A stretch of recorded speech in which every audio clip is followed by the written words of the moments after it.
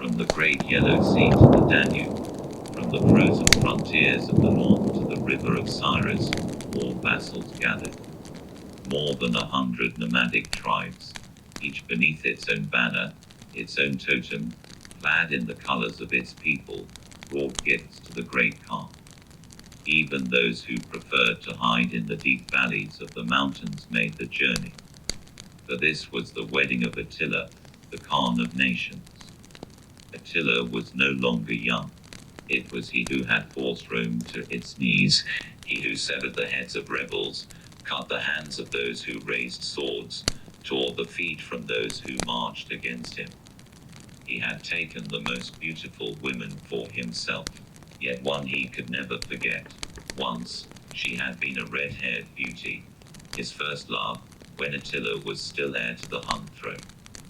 Flavius Attius, Rome's chosen strategist, had grown among the Huns, learning their customs and faith. He first drew close to Attila, even helping him defeat his brother Bleda. Bleda withdrew east, defeated. Attila was now Khan of the White Huns. When Rome fell, Attius offered him a slave girl, red-haired, emerald-eyed, dressed in green. Attila recognized her, Valeria, his first love. He was enchanted, but Valeria despised him. At the great council, each tribe displayed its skill. The Oghuz triumphed in archery, the Kosogs in dance, moving as though upon moonlight, the Naks in wrestling, crushing all with their strength, the Kipchaks in horse games, unmatched in mastery, the Avars in fist fighting, towering giants who hurled foes 5 meters with a single blow, the Saka in song, their throat chants driving listeners into trance.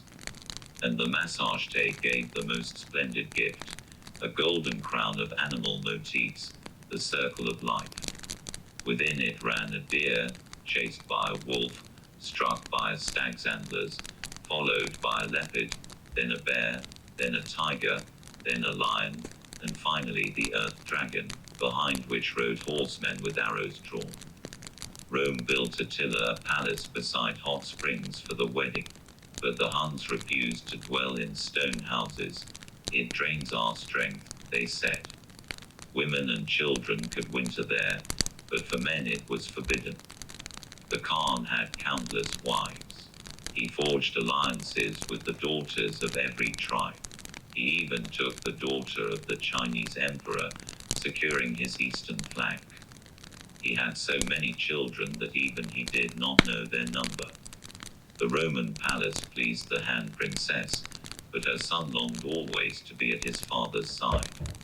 Attila chose to marry again, a Roman woman, in the Christian rite. He accepted Christianity only in name, taking what served his purpose. The feast began, wine flowed like rivers, fires rose to the heavens. Attila received gifts, listened to praises. Flavius Attius stood as witness.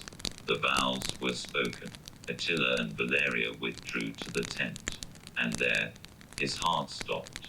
Valeria emerged. Attius awaited her. He drove in his sword. The Khan of nations died upon the riverbank. Roman legions rained fiery arrows upon the Hun tents. In the palace, women and children were slaughtered. Only one survived,